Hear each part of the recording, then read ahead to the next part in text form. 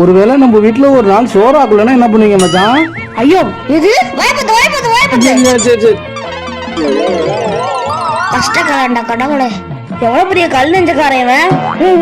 ஒரு நாள் பூரா வீட்டுல சோறாக்காம இருக்குன்னு நினைக்கிறேன் பாரு. ஜெய்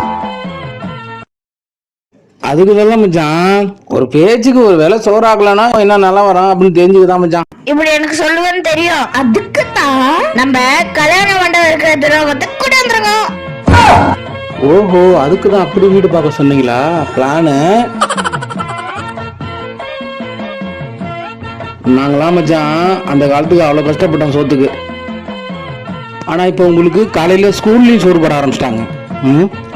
எங்களுக்கெல்லாம் மச்சான் வாரத்துக்கே ஒரு முட்டை தான் போடுவாங்க, அதுவும் அரை முட்டை தான். 6வது 7வது 8வது வரைக்கும் அரை முட்டை தான், வாரம் அரை முட்டை. 9வது படிக்கும்போது தான் முழு முட்டையே போட்டாங்க.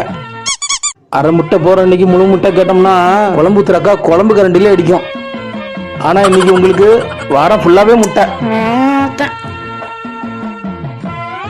அதுவும் காலையில் டிஃபன் கட்டிக்கிறீங்க வீட்டில், மதியத்துக்கு டிஃபன் கட்டிக்கிறீங்க வீட்டில், காலை சாப்பாடு ஸ்கூல்லையும் சாப்பிட்டுக்கிறீங்க, மதிய சாப்பாடு ஸ்கூல்லையும் சாப்பிட்டுக்கிறீங்க, காலையில் 2 வேளை மதியானம் 2 வேளை சாப்பிட்றீங்க நீங்கள். காக்கா வாயனா? உண்மையை சொன்னா அப்படிதான் மச்சான் உங்களுக்கு கோவம் வரும்.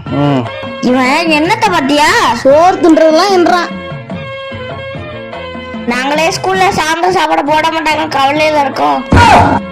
சாயந்தரமும் சாப்பாடு வேணுமா உங்களுக்கு? சாயந்தரம் சாப்பாடுலாம் யாராவது போடுவாங்களா மச்சான் ஸ்கூல்ல? முதல்ல ஸ்கூல்ல மதிய சாப்பாடு போடுறாங்க அப்படின்னு சொன்னப்ப யாரும் நம்பினாங்களா? ஆனா இன்னைக்கு ஸ்கூல்ல காலை சாப்பாடு போடுறாங்க, அதே மாதிரி சாயந்தரம் சாப்பாடும் போடுவாங்க. நாங்க சாப்பிடுவோம், அதை நீ பாப்ப. எங்க குலதெய்வம் எங்களை கைவிடாது. குலதெய்வமா? எந்த குலதெய்வம்? கண்ணைய அண்ணன் ஒரு கண்ணைய ஆசிரியர்டா மூஞ்சில. இன்னும் எங்க குலதெய்வத்தை வேண்டிட்டு இருக்கோம். இன்னும் என்னடா வேண்டுறீங்க? ஸ்கூல்ல மத்தியானம் கறி குழம்பு போட சொல்லி. எது ஸ்கூல்ல மத்தியானம் கறி குழம்பா?